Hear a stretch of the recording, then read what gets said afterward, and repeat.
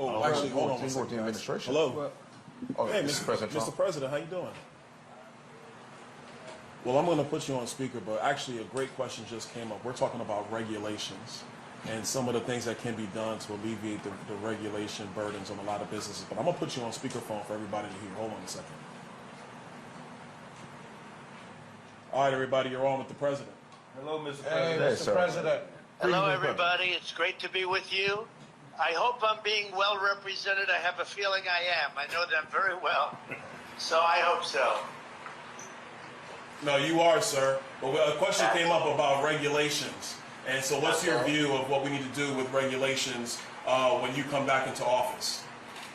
Well, as you know, I cut taxes and regulations more than any other president. We had the biggest tax cut, and bigger even than the Reagan tax cuts. And I also cut regulations far more than any other president. And they have put a lot of them back already. We will get them cut so fast. And you know, it's very interesting when I went to business leaders and said, which was more important, these big tax cuts or these big regulation cuts? Almost every one of them said regulation cuts. And it made a big difference to their businesses, small businesses and big businesses. Great question. Awesome. Anybody else got a question for the president? I mean, I want to tell them that black folks will vote for him to get gas under $1. All right, so Mr. President, the statement, I'm not going to call it a question, the statement is black folks are voting for you if you get gas under $1. Oh, well, I tell you, I got it pretty close. We had it for a little while. You know, we talk about $1.87, and now it's on its way up. As you see what's going on. I'm seeing $4. I'm seeing $4.50, depending on where you buy it. But we actually had it to $1.87, and we had it to $1.52 at one point. You know, different points. But we had the gasoline as low as it's been in a long time. So I don't know if I can guarantee $1, but we're going to get it as low as we can. And that's a big spur for the economy. The lower you get it, that's a big, big spur for the economy. Hey, Mr. President, it's Wesley Hunt here. How you doing, sir? Hi, Wesley. I got a question for you. You've been talking a lot about no tax on tips. If you could kind of talk about that and what impact that would have, not just on the black community, but on everyone. I think it's a winner for all of us, and it's your idea. So if you could kind of talk about that, that'd be great, sir. So about a month ago, I was at my building in Las Vegas having dinner with some big people, business people that were, you know, planning some big developments and things. And the waitress came over and said, how you doing? How you doing? And she said, oh, the government is after me all the time for my tax on tips. I said, really? They do that? He said, yeah, Biden just made the regulations much tougher. And it's very tough nowadays, tax on tips. And I said, how would you like to be no tax on tips? Because first of all, it's very hard, you know, it's a very hard thing to control from the government standpoint. But the people are very unhappy about what's happening, especially the new regulations. And anyway, I just came up with the concept of no tax on tips. Let the people earn what they earn. And I'll tell you, it has been so popular, beyond anything. I've never seen anything like it. So we have no tax on tips. Vote for Trump, no tax on tips. Hey, Mr. President, we have Ben Carson's here with us. Hey, Mr. President, how you doing? Hi, Ben. I'm good, Ben. You know, what you said about the regulations is so important. At HUD, we were able to get rid of over 2,000 regulations. Right. And it made it so much easier to get things done in general. But I just want to encourage you to continue to speak out because the attacks on you have been absolutely ridiculous.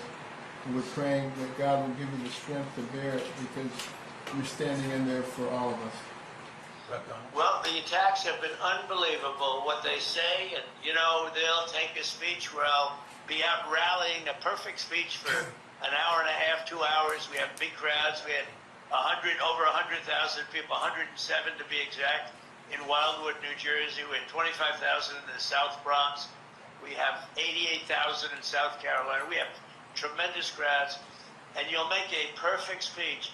And this lowlife Biden will take the speech, his people, him and his people, and they'll cut sentences out, cut words out, cut sentences out. Oh, Trump, look, you didn't make a good speech. You didn't make a good speech. And I do them largely without teleprompter. You know, I don't need a teleprompter. He can't read a teleprompter. But these people are nasty. They're really horrible people. They really are. It's a shame. It's a shame. I've campaigned a lot over years, not even, you know, for myself, but in particular, I've campaigned against some pretty bad people for others. But there's never been anything like this. They make up things. You know, suckers and losers, which was never said. They know it. They make it up. They literally make it up. You saw it with the 51 intelligence agents where they said that they got this done, where they said that the Hunter laptop from hell was all Russian disinformation. And, you know, it's just a total made-up thing. These people, so you're right about that, Ben, when you say it. It really is a shame of shame. But the people understand it. We're leading in every poll, and we're leading every swing state. And one just came out, I guess, Nate Silver, the New York Times, that we have close to a 66% chance of winning, which is a pretty good chance, I guess, when you think about it, right? And Mr. President, you got time for 2 more questions? Yeah, sure. All right. Go ahead. Mr. President, Shelley Winter, how are you, sir? How are you? Thank you very much. I wanted to ask you, the debate is tomorrow. Do you think that you will get, what many of my listeners are asking me, do you think that you will get a fair shot from Jake Tapper and Dana Bash? Do you think you'll get fake Tapper, right? Do you think you, It was cutting and out. Don Can you Bash. just repeat that question, please? Do you Do you think think you'll you're get going to get a fair shot from Jake Tapper and Dana Bash tomorrow night? Well, I think it would be good for them if they did it. I think probably not.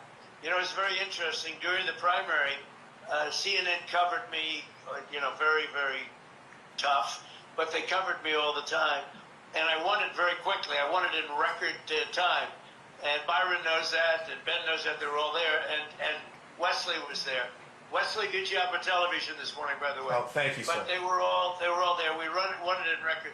So now I'm making my speech to, you know, accept everything and to acknowledge the victories and all. And CNN started off, and then they ended. Jay Tapper said, "All right, that's enough. We're not going to listen to him." So they cover the whole primary, but they don't cover my victory speech. So, you know, am I going to get a fair? Probably not. But it would be very good for CNN. They're having a lot of ratings problems. I think it would be very good for CNN, actually, in terms of its credibility. It'll be interesting to see. All right, last question, Mr. President. Coach? Yes, Mr. President, how are we doing today, sir? Hi, Coach. All right, my question is, in the black community, it's been made a big deal about how you have been kind of railroaded here as far as your court cases go and everything. Yeah. And the support that you'll receive from the black community is kind of like a sympathetic kind of support, because it's understood that we've received similar, not even similar, but basically we've been railroaded since the day we came here. We felt that way, right? So if you can acknowledge that you're getting support from black people because of this, then we can kind of acknowledge that we have been getting railroaded. So my question is, what can you do about those Alvin Braggs on your side that have been doing such railroading from the time?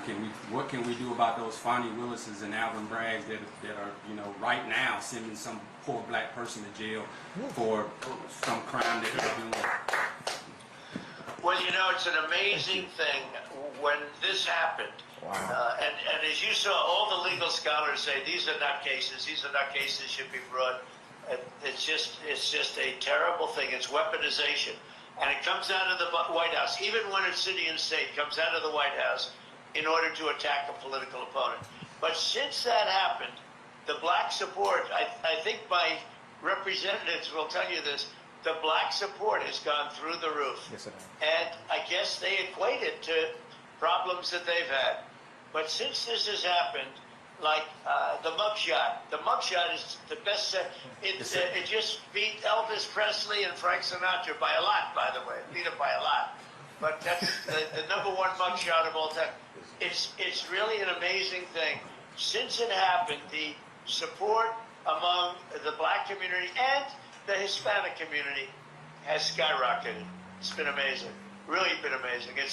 It's been actually very nice to see.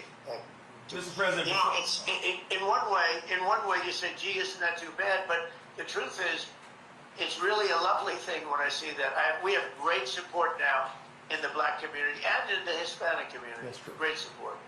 I'll say before you leave, Mr. President, I'm a veteran, and we have several veterans here on the panel today. And of the group of people that I say support you the most, the black veterans tend to be with you. So we're with you, sir. If you want to talk a little bit about what you've done with the veterans. Well, I just want to thank everybody. It was, you know, it was in fact, if we did it tomorrow, I'd be there. I'd be there despite tomorrow evening. It's going to be big, and they say maybe the biggest. Somebody said this will be the highest rated show of all time. I said, don't tell me that. I don't want to hear that. Hey, I'm not interested in listening to that. I actually said that to Byron. I'm not interested in hearing that. But I just want to thank everybody for being there. You have my support. You know, we did a tremendous amount. I wrote it down just a little while ago, knowing I was going to make this call. Achieved the lowest African-American unemployment rate, the lowest ever. We delivered the largest small business tax cuts ever. We lifted 6.6 million people out of the poverty, which is a record. Black Americans saw their largest increase in home ownership ever. We gave record funding for historically black colleges and universities. I actually got them taken care of. They were really in bad shape. And we passed it, and we did that. We passed historic criminal justice reform, which nobody else could get. And when I left office, we had almost no inflation, virtually no inflation, which is a killer in the black community and every other community, frankly. And it's just a killer. We had absolutely the best, most beautiful, we had very little inflation. And now the inflation is a disaster. It's killing the black community, and it's killing the country, inflation. It's known as a country buster. So we did all those things, and you know, nobody else came close. And we'll do them again, and we'll do them even better. All right, Mr. President, thank you. Thank you, sir. See you tomorrow. Thank you all. Okay, I'll see you tomorrow. Hope I see you all tomorrow. Thanks a lot. Yes, sir. Bye, everybody.